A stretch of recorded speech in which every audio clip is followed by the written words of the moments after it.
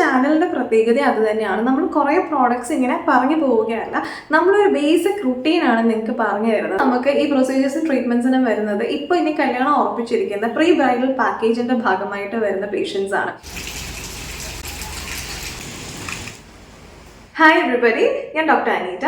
നമ്മുടെ ഇന്നത്തെ ഒരു വീഡിയോ തംബ്നെയിൽ കണ്ടതുപോലെ തന്നെ ഇന്നർ തൈ ഡാർക്ക്നെസ് അഥവാ നമ്മുടെ ബിക്കിനി ഏരിയയിലുള്ള ഡാർക്ക്നെസ് നമുക്ക് എങ്ങനെ കംപ്ലീറ്റ് ആയിട്ട് റിമൂവ് ചെയ്യാം എന്നുള്ളതിനെ കുറിച്ചാണ്. അപ്പോൾ ഇന്ന് ഞാൻ ഈ ഒരു വീഡിയോയിൽ പറയുന്നത് എൻ്റെ പേഷ്യൻസിൽ ഞാൻ പ്രാക്ടീസ് ചെയ്തിട്ട് എനിക്ക് 100% റിസൾട്ട്സ് തന്ന കാര്യങ്ങളാണ്. അതുകൊണ്ട് തന്നെ വീഡിയോ സ്കിപ്പ് ചെയ്യാതെ മുഴുവനായി തന്നെ കാണാൻ ശ്രമിക്കുക. അപ്പോൾ സ്ത്രീകൾ പൊതുവെ എല്ലാവരും അങ്ങോട്ടും ഇങ്ങോട്ടും ഒരുപാട് സംസാരിക്കുന്ന ഒരു വിഷയമാണ് നമ്മുടെ ഈ ഒരു ഇന്നർ തൈ ഡാർക്ക്നെസ്. അപ്പം ഒരാളൊരു പ്രോഡക്റ്റ് ഉപയോഗിച്ച് നല്ല എഫക്റ്റീവായിട്ട് തോന്നിയിട്ട് അടുത്ത ആൾക്ക് പറഞ്ഞു കൊടുക്കും. അപ്പോൾ അയാൾക്ക് ആ പ്രോഡക്റ്റ് ഉപയോഗിക്കുമ്പോൾ ചിലപ്പം നല്ലൊരു രീതിയിൽ റിസൾട്ട് കിട്ടില്ല. അപ്പം നമ്മൾ വിചാരിക്കും ആ പ്രോഡക്റ്റ് ശരിയാവാത്തത് കൊണ്ടാണ്, അല്ലെങ്കിൽ ആ പ്രോഡക്റ്റ് അയാൾക്ക് സ്യൂട്ട് ആവാത്തത് കൊണ്ടാണ്. ശരിക്കും ഇതൊന്നും ആവില്ല. പ്രോഡക്റ്റ് നല്ലതായിരിക്കും, പ്രോഡക്റ്റ് അയാൾക്ക് വർക്കായിട്ടും ഉണ്ടാവും, പക്ഷേ മുൻപ് ചെയ്തുകൊണ്ടിരുന്ന കുറച്ച് മിസ്റ്റേക്സ് അയാൾ പിന്നെ ആവർത്തിച്ചുകൊണ്ടിരിക്കുകയാണ്. അപ്പോൾ ഈ മിസ്റ്റേക്സ് പിന്നെ ആവർത്തിക്കുമ്പോൾ നമ്മൾ വിചാരിക്കുന്ന റിസൾട്ട് നമുക്ക് കിട്ടില്ല. മിസ്റ്റേക്സ് പിന്നെ ആവർത്തിക്കാതിരിക്കണമെങ്കിൽ അത് മിസ്റ്റേക്സ് ആണെന്ന് നമുക്ക് മനസ്സിലാവണം. അപ്പോൾ മിസ്റ്റേക്സ് എന്താണ്, അതായത് ഡാർക്ക്നെസ് വരുന്ന കാരണങ്ങൾ എന്താണ്, നമുക്ക് കാരണങ്ങളിലേക്കൊന്ന് എത്തി നോക്കി. കുറേ കാരണങ്ങൾ നമ്മുടെ കയ്യിലാണ്. അതായത് നമുക്കത് തിരുത്തിയാൽ കുറേ രീതിയിൽ നമുക്ക് നമ്മുടെ ഡാർക്ക്നെസ് റിമൂവ് ചെയ്യാൻ പറ്റും. പക്ഷെ ചില കാരണങ്ങൾ നമ്മുടെ കയ്യിലല്ല, മറ്റ് പല കാരണങ്ങളുടെ ബൈ പ്രൊഡക്റ്റ് ആയിട്ട് വരുന്ന കാരണങ്ങളാണ്. അത് നമുക്കൊന്നും ചെയ്യാൻ പറ്റില്ല. ആ റൂട്ട് കോസ് നമുക്ക് ട്രീറ്റ് ചെയ്താൽ മാത്രമേ നമുക്ക് ഈ ഒരു ഡാർക്ക്നെസ് അവിടെ കറക്റ്റ് ചെയ്യാൻ പറ്റും. പ്രധാനമായിട്ട് നമ്മൾ ചെയ്യുന്ന ഒരു മിസ്റ്റേക്കാണ് വാക്സിങ്, ഷേവിങ്, അതേപോലെ തന്നെ ഹെയർ റിമൂവൽ ക്രീംസ്. അപ്പോൾ നമ്മളിതിൽ വാക്സിങ്ങും ഹെയർ റിമൂവൽ ക്രീംസും ഒരിക്കലും ചെയ്യാൻ പാടില്ലാത്ത കാര്യങ്ങളാണ്. കാരണം ഇതിലുള്ളത് ഹാർഷ് ആയിട്ടുള്ള കെമിക്കൽസ് ആണ്. നമുക്ക് ദൈവം വളരെ സൂപ്പർ സെൻസിറ്റീവ് ആയിട്ടുള്ള സ്കിന്നാണ് നമ്മുടെ ഇന്റിമേറ്റ് ഏരിയയിൽ തന്നിരിക്കുന്നത്. അതുകൊണ്ട് തന്നെ നമ്മൾ ഈ ഹാർഷ് ആയിട്ടുള്ള കെമിക്കൽസ് ഈ ഒരു സ്കിന്നിലേക്ക് എക്സ്പോസ് ചെയ്യുമ്പോൾ നമ്മുടെ സ്കിൻ പെട്ടെന്ന് തന്നെ ഇറിറ്റേറ്റഡ് ആവും. ഇറിറ്റേറ്റഡ് ആവുന്ന ഈ ഒരു സ്കിൻ ഇൻഫ്ലെയിംഡ് ആവും. ഇൻഫ്ലെയിംഡ് ആവുമ്പോൾ എന്താ പറ്റുന്നതെന്ന് വെച്ചാൽ ഒരു പ്രൊട്ടക്റ്റീവ് മെക്കാനിസമായിട്ട് നമ്മുടെ ബോഡിയിൽ ആ ഒരു ഭാഗത്ത് അപ്പോൾ മെലാനിൻ്റെ അളവ് കൂട്ടും. മെലാനിൻ എന്താണ്, നമ്മുടെ പിഗ്മെന്റ് ആണ്. അപ്പോൾ പിഗ്മെന്റേഷൻ കൂടും. അപ്പം നിങ്ങൾ ചോദിക്കും നമുക്ക് ഹെയർ റിമൂവലിന് വേറെ എന്താ മെത്തേഡ് ഉള്ളതാണ്? യെസ്, നമുക്ക് ഷേവിംഗ് ഉണ്ട്. ഷേവിംഗ് ചെയ്യുമ്പോൾ നമ്മൾ പ്രധാനമായിട്ട് ശ്രദ്ധിക്കേണ്ട ഒരു കാര്യം എന്താണെന്ന് വെച്ചാൽ നമ്മൾ ചെയ്യുന്ന രീതി ശരിയാണോ എന്നൊന്നും. നമ്മുടെ ഹെയർ ഗ്രോത്തിന് ഒരു പാറ്റേൺ ഉണ്ട്. ആ പാറ്റേണിൻ്റെ അതേ ഡയറക്ഷനിലേക്ക് വേണം നമ്മൾ ഷേവ് ചെയ്യാൻ. പലപ്പോഴും നമ്മൾ ഓപ്പോസിറ്റ് ഡയറക്ഷനിലേക്ക് അറിയാതെ ഷേവ് ചെയ്യും. ഇങ്ങനെ ചെയ്യുമ്പോൾ പറ്റുന്നത് എന്താണെന്ന് വെച്ചാൽ ആ ഹെയറിൻ്റെ ഒരു ഭാഗം ആ സ്കിന്നിൽ എംബഡഡ് ആയിരിക്കും. ഇതിന് പറയുന്നതാണ് ഹെയർ ഇൻഗ്രോൺ എന്ന്. ഈ ഇൻഗ്രോൺ ഹെയറിന് ചുറ്റും നേരത്തെ പറഞ്ഞതുപോലെ പിഗ്മെന്റേഷൻ കൂടും. മെലാനിൻ്റെ ഡെപ്പോസിഷൻ കാരണം അവിടെ ഡാർക്ക്നെസ് കൂടുകയും ഇതുപോലെ നമുക്ക് PIH ആയി കാണുകയും ചെയ്യും. ഇനി ഒരു 10 കൊല്ലത്തിനിടയിൽ ഞാൻ അധികമായിട്ടും ആളുകളിൽ കണ്ടിരിക്കുന്ന ഒരു റോങ് പ്രാക്ടീസ് ആണ് ഇന്റിമേറ്റ് വാഷിന്റെ യൂസ്. നമുക്കൊരു സെൽഫ് ക്ലീനിങ് സിസ്റ്റം ആണ് ദൈവം തന്നിരിക്കുന്നത്. അതിന് നമ്മൾ പ്രത്യേകിച്ച് പുറത്തുനിന്ന് ഒരു വാഷ് ഉപയോഗിക്കേണ്ട ഒരു കാര്യമില്ല. ഇത്തരം വാഷുകളിൽ നമുക്ക് ഫ്രാഗ്രൻസിന് വേണ്ടിയിട്ട് സ്ട്രോങ് കെമിക്കൽസ് ആണ് അവർ യൂസ് ചെയ്യുന്നത്. അപ്പോൾ ഈ സ്ട്രോങ് കെമിക്കൽസ് ഒന്നാമത്തെ രണ്ടാമത്തെ യൂസിൽ നമുക്ക് വലിയ പ്രശ്നം തോന്നില്ല. പക്ഷെ മൂന്നാമത്തെ നാലാമത്തെ യൂസ് ആകുമ്പോഴേക്കും നമ്മുടെ ഈ ആദ്യത്തെ യൂസേജ് കാരണം സ്കിൻ സൂപ്പർ സെൻസിറ്റീവ് ആയി മാറുകയും നമ്മുടെ സ്കിന്നിന്റെ ഇറിറ്റേഷൻ കൂടുകയും ഇതേപോലെ ഡാർക്ക്നെസ് ആയി കാണുകയും ചെയ്യും. അടുത്തായിട്ട് നമ്മൾ ചെയ്യുന്ന ഒരു മിസ്റ്റേക്ക് ആണ് super soft, branded, silk, satin എന്നൊക്കെ പറഞ്ഞ് നമ്മൾ ഇന്നർ വെയർ ചൂസ് ചെയ്യുന്നത്. ഏത് ബ്രാൻഡിന്റെ ആവട്ടെ അല്ലെങ്കിൽ എത്ര വിലയുള്ളതാവട്ടെ, നമ്മൾ സൂപ്പർ സോഫ്റ്റ് ആണ്, സിൽക്ക് ആണ്, സാറ്റിൻ ആണ് എന്നൊക്കെ പറഞ്ഞാലും ഒരിക്കലും കോട്ടൺ അല്ലാതെ നമ്മൾ ഇന്നർ വെയർ ചൂസ് ചെയ്യരുത്. ഇത്തരം ക്ലോത്ത് മെറ്റീരിയൽസ് നമ്മുടെ സ്കിന്നിനെ കൂടുതൽ സെൻസിറ്റീവ് ആക്കുകയും ഈ സെൻസിറ്റിവിറ്റി കാരണം ഇറിറ്റേഷൻ ഉണ്ടാവുകയും നേരത്തെ പറഞ്ഞ PIH ഉണ്ടാക്കുകയും ചെയ്യും. നമ്മൾ അറിയാതെ ചെയ്തു പോകുന്ന മറ്റൊരു കാര്യമാണ് ഫ്രിക്ഷൻ. ഫ്രിക്ഷൻ കാരണമാണ് ഏറ്റവും കൂടുതൽ ഡാർക്ക്നെസ് വരുന്നത്. ഫ്രിക്ഷൻ എന്ന് പറയുമ്പോൾ നമ്മുടെ ശരീരത്തിൻ്റെ 2 ഭാഗങ്ങൾ തമ്മിൽ കൂട്ടി ഉരസുമ്പോൾ അങ്ങോട്ടും ഇങ്ങോട്ടുമുള്ള മോയ്സ്ചർ നഷ്ടപ്പെടുകയും മോയ്സ്ചർ നഷ്ടപ്പെടുമ്പോൾ അവിടെ ഡ്രൈ ആവുന്നത് പ്രധാനമായിട്ട് ഡീഹൈഡ്രേഷൻ കാരണമാണ്. ഇതുമൂലം അവിടെ ഡാർക്ക് ആവുകയും ചെയ്യുന്നു. ഇത് അവോയ്ഡ് ചെയ്യാൻ വേണ്ടി ചെയ്യാൻ പറ്റുന്ന കാര്യങ്ങളാണ് ടൈറ്റ് ആയിട്ടുള്ള വസ്ത്രധാരണം ഒഴിവാക്കുക, അതേപോലെ തന്നെ ടൈറ്റ് ആയിട്ടുള്ള ഇന്നർ വെയറും ഒഴിവാക്കുക. പിന്നെ നമുക്ക് പറ്റുമെങ്കിൽ നമ്മുടെ വണ്ണം കുറയ്ക്കാൻ ശ്രമിക്കുക. ഞാനിത് പറയുമ്പോൾ ഒരിക്കലും നമ്മൾ വണ്ണം കുറഞ്ഞിരുന്നാൽ മാത്രമേ ഭംഗി ഉണ്ടാവുള്ളൂ, അല്ലെങ്കിൽ ഭംഗിയില്ല, അങ്ങനെ ഒന്നും അല്ല കേട്ടോ. ഞാൻ ജസ്റ്റ് ഇതിന് വേണ്ടിയിട്ടുള്ള ഒരു സ്റ്റെപ്പ് മാത്രമാണ് കേട്ടോ പറഞ്ഞത്. ഇത്രയും കാര്യങ്ങൾ നമ്മുടെ കയ്യിലാണ്. പക്ഷെ നമ്മുടെ കയ്യിലല്ലാത്ത കുറച്ച് കാര്യങ്ങളുണ്ട്. Hormonal changes. അപ്പോൾ പ്രധാനമായിട്ടും പ്രഗ്നൻസിയിലാണ് നമ്മൾ ഈ ഡാർക്ക്നെസ് കൂടുതൽ കാണുന്നത്, ഹോർമോണൽ ചേഞ്ചസ് കാരണം. അപ്പം ഫേസിലൊക്കെ വരുന്ന ഈ ഒരു ഡാർക്ക്നെസ് പിഗ്മെന്റേഷൻ നമ്മൾ മെലാസ്മ എന്ന് പറയും. പ്രഗ്നൻസി വരുമ്പോൾ നമുക്ക് കോആസ്മ എന്നാണ് പറയുന്നത്. അപ്പം ഇതേപോലെ നമുക്ക് ശരീരത്തിൻ്റെ പല ഭാഗത്തും പ്രഗ്നൻസിക്ക് ശേഷം നമ്മൾ ഡാർക്ക്നെസ് കാണും. അതിലൊന്നാണ് നമ്മുടെ ഇൻറ്റിമേറ്റ് ഏരിയ. അപ്പോൾ ഇതിന് നമുക്ക് പ്രത്യേകിച്ച് ഒന്നും തന്നെ ചെയ്യാനില്ല. നമ്മൾ വെയിറ്റ് ചെയ്യുക, നമ്മുടെ ഹോർമോൺസ് എല്ലാം പഴയ പോലെ തന്നെ ആവും, പേടിക്കേണ്ട. അതിനോടൊപ്പം തന്നെ ഇനി ഞാൻ പറയാൻ പോകുന്ന കുറച്ച് കാര്യങ്ങളും കൂടെ നിങ്ങൾ നിങ്ങളുടെ ഡെയിലി റുട്ടീൻ ആക്കുവാണെങ്കിൽ 100% ആയിട്ടും നമുക്ക് ഈ ഒരു ഇൻറ്റിമേറ്റ് ഏരിയയിലെ ഡാർക്ക്നെസ് അവോയ്ഡ് ചെയ്യും. ഇതുപോലെ ഹോർമോണൽ ഇംബാലൻസ് കാരണം പിഗ്മെന്റേഷൻ വരുന്ന മറ്റൊരു കണ്ടീഷനാണ് നമ്മുടെ ഡയബറ്റീസ്.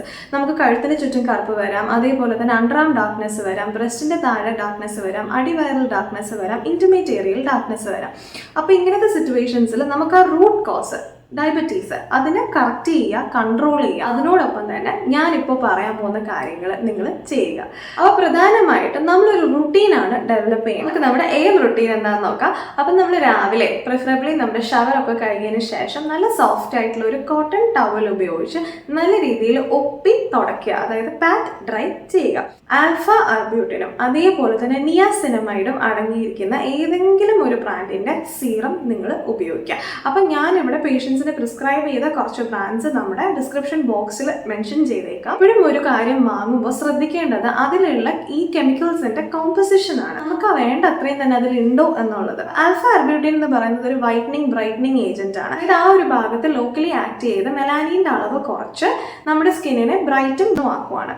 അപ്പൊ ഈ ഒരു കാര്യം നമുക്ക് ഒരു മിനിമം 2% എങ്കിലും ഈ ഒരു സീറമിൽ ഉണ്ടെങ്കിൽ മാത്രമേ നമ്മൾ ഉദ്ദേശിക്കുന്ന റിസൾട്ട് നമുക്ക് കിട്ടത്തുള്ളൂ. അതേപോലെ തന്നെ നയസിനമൈഡ് നമുക്കൊരു 10% നയസിനമൈഡ് എങ്കിലും ഈ ഒരു സീറമിൽ ഉണ്ടാകും. അപ്പൊ നമ്മൾ ഇത് അപ്ലൈ ചെയ്ത് ഒരു 10 മിനിറ്റിന് ശേഷം നമുക്ക് ആലോവേര ജെല്ല് അപ്ലൈ ചെയ്യാം.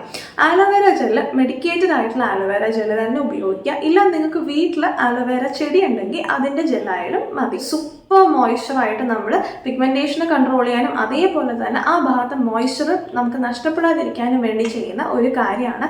ശരിക്കും ഈ 2 കാര്യം കൂടെ ഒരുമിച്ച് നമ്മുടെ റുട്ടീനായി ചെയ്തപ്പോൾ നല്ല രീതിയിലുള്ള റിസൾട്ടാണ് നമ്മൾ പേഷ്യൻസിൽ കണ്ടത്.